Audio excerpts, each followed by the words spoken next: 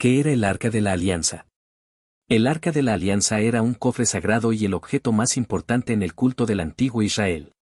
Representaba la presencia de Dios entre su pueblo y el pacto que había establecido con ellos. No era solo un recipiente, sino un símbolo tangible de la relación única entre Dios y la nación de Israel. ¿Quién ordenó la construcción del arca y con qué propósito? Dios mismo ordenó a Moisés que construyera el arca. Como se describe en Éxodo 25, el propósito principal era ser un lugar donde Dios se manifestaría y hablaría con Moisés. Así como un recipiente para las tablas de la ley, testimonio del pacto. ¿De qué materiales estaba hecha el arca? El arca estaba hecha de madera de acacia, también conocida como madera de sitim, recubierta de oro puro por dentro y por fuera. La madera de acacia era común en la región y conocida por su durabilidad. ¿Cuáles eran las dimensiones aproximadas del arca? Las dimensiones dadas en Éxodo 25 horas y 10 minutos son 2.5 codos de largo, 1.5 codos de ancho y 1.5 codos de alto. Utilizando un codo de aproximadamente 45 centímetros, esto se traduciría a aproximadamente 113 centímetros de largo, 68 centímetros de ancho y 68 centímetros de alto. ¿Qué objetos se guardaban dentro del arca? Según Hebreos 9, dentro del arca se guardaban las 2 tablas de piedra con los 10 mandamientos, una urna de oro con el maná y la vara de Aarón que reverdeció. Sin embargo, un Reyes 8 sugiere que en tiempos de Salomón, solo estaban las tablas de la ley. ¿Qué era el propiciatorio y cómo se relacionaba con el arca? El propiciatorio, o cubierta de expiación, era la tapa del arca. Estaba hecho de oro puro y sobre él había 2 querubines de oro. Era el lugar donde la sangre del sacrificio de expiación se rociaba una vez al año en el día de la expiación, simbolizando el perdón de Dios. ¿Qué eran los querubines que estaban sobre el propiciatorio? Los querubines eran figuras de seres celestiales con alas extendidas, talladas en oro puro, que miraban hacia el propiciatorio. Representaban la guardia del trono de Dios y su presencia, y sus alas cubrían el propiciatorio, formando un trono para la gloria de Dios. ¿Cómo se transportaba el arca? El arca se transportaba mediante 2 varas de madera de acacia recubiertas de oro que pasaban por anillos de oro fijos en sus 4 esquinas. Estas varas nunca debían ser quitadas, lo que aseguraba que el arca siempre fuera transportada sin ser tocada directamente. ¿Quiénes eran los únicos autorizados para transportar el arca? Los levitas de la familia de Coat eran los únicos designados para transportar el arca, siempre siguiendo las instrucciones específicas para su manejo. Tocar el arca sin autorización era castigado con la muerte. ¿Por qué era tan peligrosa la manipulación incorrecta del arca? La manipulación incorrecta del arca era peligrosa porque representaba la santidad y la inmanencia de Dios. Tocarla sin la debida reverencia o autorización era una afrenta directa a la santidad divina y se consideraba un acto de irreverencia o profanación, con consecuencias mortales como se vio con Usa. ¿En qué lugar del tabernáculo se guardaba el arca? El arca se guardaba en el lugar santísimo, o santo de los santos, del tabernáculo, la sección más interior y sagrada, separada por un velo. ¿Con qué frecuencia se entraba al lugar santísimo y quién podía hacerlo? Solo el sumo sacerdote podía entrar al lugar santísimo, y solo una vez al año, en el día de la expiación, Yom Kippur, para realizar el rito de la expiación por los pecados de Israel. ¿Qué significaba la presencia del arca para el pueblo de Israel? La presencia del arca significaba la presencia directa y activa de Dios entre su pueblo. Era un recordatorio constante de su pacto, su guía, su protección y su disposición a escuchar y perdonar a Israel. ¿Qué papel jugó el arca en el cruce del río Jordán? El arca precedió a los israelitas cuando cruzaron el río Jordán hacia la tierra prometida. Tan pronto como los sacerdotes que llevaban el arca pisaron el agua, las aguas del río se detuvieron y se amontonaron, permitiendo que el pueblo cruzara en seco. ¿Cómo se usó el arca en la toma de Jericó? En la toma de Jericó, el arca fue llevada alrededor de la ciudad una vez al día durante 6 días, seguida por los sacerdotes que tocaban las trompetas. Al 7º día, la rodearon 7 veces y, al sonido de las trompetas y el grito del pueblo, las murallas de Jericó cayeron. Josué 6. ¿Qué sucedió cuando el arca fue llevada a la batalla contra los filisteos en Afec? En un intento desesperado por asegurar la victoria, los israelitas llevaron el arca a la batalla contra los filisteos en Afec. Sin embargo, fueron derrotados, y el arca fue capturada por los filisteos, 1 Samuel 4. ¿Cómo reaccionaron los filisteos al tener el arca en su poder? Al principio, los filisteos celebraron, pensando que habían capturado al Dios de Israel. Sin embargo, el arca comenzó a causar estragos en sus ciudades, la imagen de Dagón cayó y se rompió, y el pueblo fue afligido con tumores y plagas. ¿Qué hicieron los filisteos para deshacerse del arca? Desesperados por las plagas, los filisteos decidieron devolver el arca a Israel. La colocaron en un carro tirado por 2 vacas que nunca habían sido yugadas, y la enviaron sin guía, esperando que las vacas la llevaran de regreso a territorio israelita como señal de que las plagas venían de Dios. ¿A dónde fue llevada el arca después de ser devuelta por los filisteos? El arca fue llevada primero a Bet-Semes, donde algunos de sus habitantes fueron castigados por mirar dentro del arca. Luego fue trasladada a Kiriat Jearim, a la casa de Abinadab, donde permaneció durante muchos años, aproximadamente 20 años, bajo el cuidado de su hijo Eleazar. ¿Qué sucedió con Usa cuando intentó estabilizar el arca? Cuando David intentó trasladar el arca de Kiriat Jearim a Jerusalén, Usa, uno de los que la acompañaban, extendió su mano para sujetar el arca porque los bueyes tropezaron. Debido a su acción irreverente, fue herido de muerte por Dios. ¿Cómo reaccionó David ante la muerte de Usa y qué hizo después? David se entristeció y se asustó por la muerte de Usa. Dijo, ¿cómo ha de venir a mí el arca de Jehová?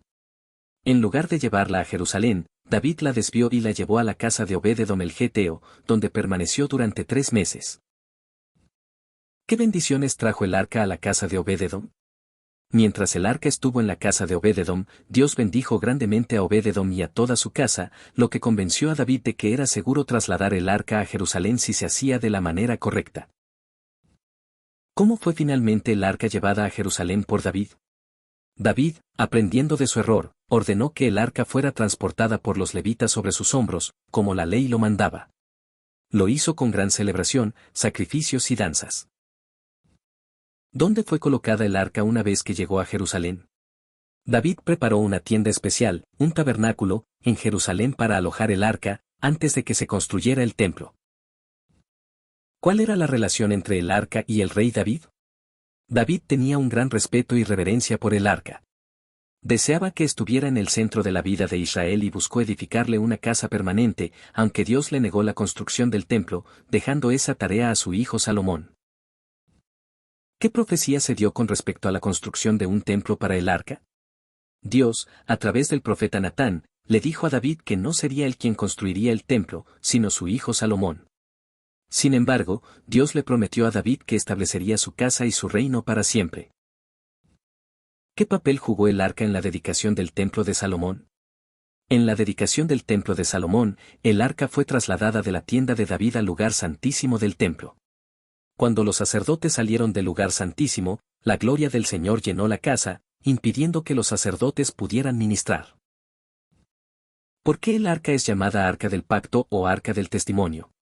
Es llamada arca del pacto porque contenía las tablas de la ley, que representaban el pacto o acuerdo entre Dios y el pueblo de Israel. También se le llama arca del testimonio porque las tablas eran el testimonio de las leyes de Dios. ¿El arca tenía algún poder mágico inherente?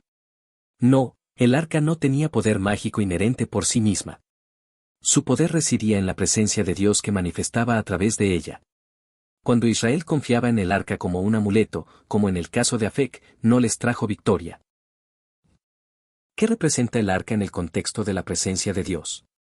El arca representaba la presencia de Dios accesible para su pueblo.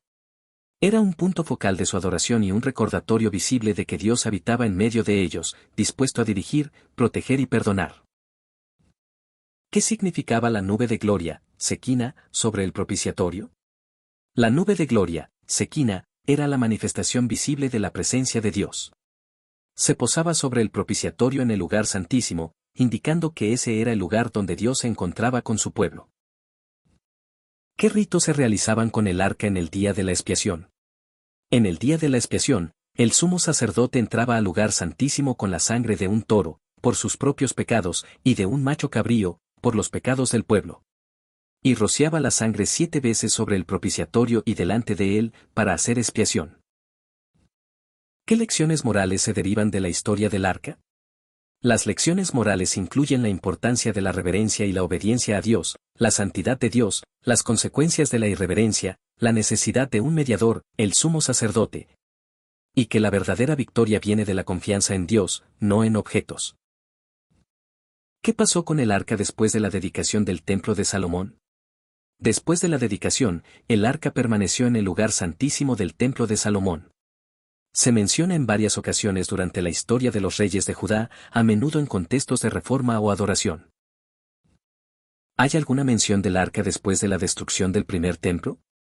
No hay un registro bíblico definitivo del paradero del arca después de la destrucción del primer templo por los babilonios en el 586 a.C. Es un misterio lo que le ocurrió. ¿Qué teorías existen sobre lo que le pudo haber sucedido al arca después del exilio babilónico? Existen varias teorías, que fue destruida por los babilonios, que fue escondida por sacerdotes antes de la invasión, que fue llevada a Egipto, o que está en algún lugar esperando ser descubierta. Ninguna de estas teorías tiene respaldo bíblico posterior. ¿Menciona el libro de Jeremías algo sobre la ausencia del arca en el futuro? Jeremías 3 profetiza un tiempo en el futuro donde el arca ya no será recordada ni echada de menos, porque la presencia de Dios será tan universal que Jerusalén misma será llamada el trono del Señor. ¿Aparece el arca de la alianza en el Nuevo Testamento? Sí, se menciona brevemente en Hebreos 9 al describir los elementos del tabernáculo. Sin embargo, su principal referencia simbólica se encuentra en Apocalipsis 11, donde se ve el arca de la alianza en el templo de Dios en el cielo, sugiriendo una realidad espiritual más allá de la terrenal. ¿Cómo se interpreta el arca simbólicamente en el cristianismo? En el cristianismo, el arca se interpreta como un tipo o figura de Cristo. Así como el arca representaba la presencia de Dios, Cristo es la encarnación de Dios entre los hombres. Él es el lugar santísimo, el propiciatorio viviente a través de cuya sangre tenemos acceso a Dios. ¿Qué paralelismos se pueden establecer entre el arca y Jesucristo? Cristo es la manifestación suprema de la presencia de Dios, así como el arca lo fue. Él es el sumo sacerdote eterno que ofrece el sacrificio perfecto, su propia sangre, para la expiación, haciendo innecesarios los sacrificios y ritos del arca. En él, el pacto es eterno. ¿Cómo se relaciona el arca con el concepto de la Shequina o gloria de Dios? La Shequina, la gloria de Dios manifestada, se posaba sobre el propiciatorio del arca. Era la señal visible de la presencia divina. El arca era el recipiente, pero la gloria era la manifestación de Dios mismo. ¿Qué significa el arca para los judíos hoy en día? Para el judaísmo moderno, el arca de la alianza es un objeto de profunda reverencia histórica y simbólica. Aunque ya no está presente, su significado perdura como un recordatorio del pacto de Dios con Israel, la santidad de la Torá y la presencia divina. ¿Existen réplicas del arca de la alianza en la actualidad? Sí, se han creado réplicas con fines educativos, de exhibición o incluso religiosos, aunque no se les atribuye el mismo significado sagrado o poder que al arca original. ¿Qué grupos o individuos afirman tener el arca en la actualidad? Una de las afirmaciones más conocidas es la de la Iglesia Ortodoxa Etíope Tewahedo, que sostiene tener el arca en la iglesia de Nuestra Señora de Sion en Aksum, Etiopía, custodiada por un monje en aislamiento. Sin embargo, no hay pruebas externas que confirmen esta afirmación. ¿Es el Arca de la Alianza un tema de interés arqueológico? Sí, el Arca de la Alianza es un tema de gran interés arqueológico y de búsqueda. Aunque las posibilidades de encontrarla son extremadamente bajas debido a la falta de registros posteriores a su desaparición y a la inmensidad del tiempo transcurrido. ¿Qué papel jugó el Arca en la unificación de Israel bajo David? El traslado del arca a Jerusalén por David fue un acto estratégico y religioso que ayudó a consolidar Jerusalén como el centro religioso y político de la nación unificada, ya que el arca simbolizaba la presencia divina en la capital. ¿Se usaba el arca como oráculo para consultar a Dios? Sí, en ciertas ocasiones, se consultaba al Señor delante del arca o desde el arca, lo que sugiere que era un lugar de comunicación divina. Moisés hablaba con Dios desde el propiciatorio. ¿Por qué era tan importante que el arca fuera transportada por los levitas sobre sus hombros y no en un carro? La ley específica para el transporte del arca indicaba que debía ser llevada sobre los hombros de los levitas con las varas. Esto enfatizaba la santidad y la reverencia requeridas, así como la obediencia a las instrucciones divinas. El carro era un método filisteo, no el de Dios. ¿Cómo se relaciona el arca con el concepto de pacto en la Biblia? El arca era el símbolo físico del pacto de Dios con Israel, conteniendo las tablas de la ley que eran el testimonio del pacto. La obediencia al pacto traía bendición, y la desobediencia, juicio, como se vio en la historia del arca. ¿Cuál es la relevancia espiritual del arca de la alianza para los creyentes hoy? Para los creyentes, el arca es un poderoso recordatorio de la santidad de Dios, la necesidad de su presencia y la naturaleza de su pacto. Apunta a la supremacía de Jesucristo como el cumplimiento final del pacto y la manifestación perfecta de la gloria de Dios. Nos enseña la importancia de la reverencia, la obediencia y la fe en un Dios que habita entre su pueblo.